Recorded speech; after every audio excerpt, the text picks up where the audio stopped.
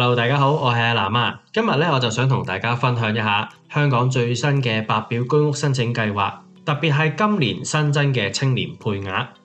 如果你有興趣申請居屋或者對呢一個計劃有興趣嘅話咧，咁一定要聽清楚啦，因為咧有好多重要嘅改動，尤其是係關於呢一個青年置業嘅機會嘅。開始前，大家記得幫手留言、訂閱、分享、讚好，事不宜遲，我哋立即開始啦。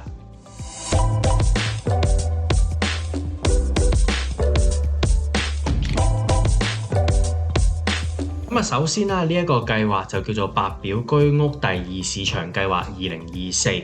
不過咧，佢就喺2025年3月6號咧就開始咧接受申請，大家就可以提交你嘅申請表。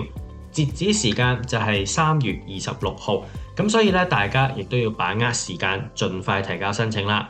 呢一個咧就係一個幫助有需要嘅市民啦，尤其是係第一次置業嘅朋友去買呢啲二手居屋單位嘅計劃。其實咧，呢一個白居二計劃咧，就係俾你有機會用一個低啲嘅價格去買到政府支援嘅居屋嘅。今日講到呢度，大家可能就會問啦，今次呢個計劃同過去嘅計劃有啲乜嘢唔同呢？今次最大嘅變化咧，就係政府專門咧就為咗40歲以下嘅青年咧，新增咗1500個專屬嘅配額，而呢1500個配額咧就唔係隨便分嘅。全部都係分配俾青年嘅家庭或者單身人士。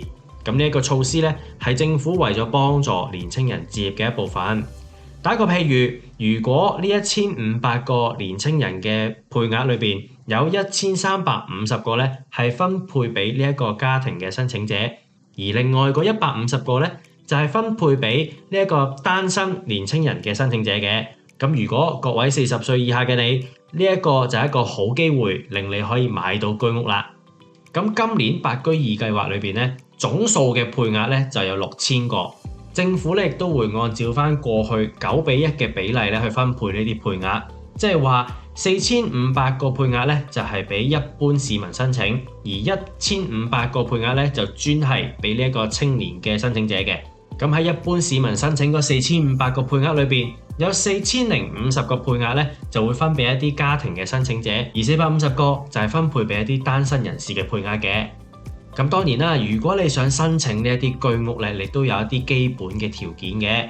打個譬如，如果你係一個家庭申請者嘅話咧，月入咧就唔可以超過6萬蚊，資產咧亦都有上限，就係唔可以超過123萬。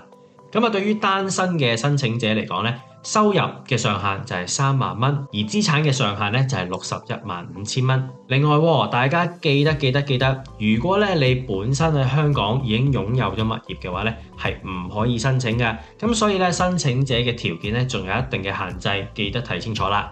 講完申請資格，具體究竟點樣申請呢？其實申請嘅過程咧係其實相當之簡單。當中咧有一啲嘅步驟係需要大家注意嘅。首先第一啦，就係可以透過網上申請。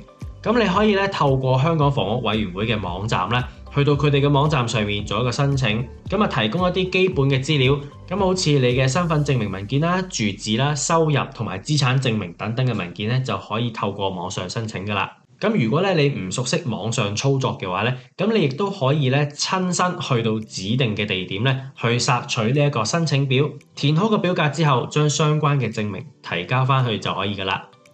喺度提多次大家啦，截止申請嘅日期咧就係今年嘅3月26號，大家千祈就唔好錯過呢一個限期啦。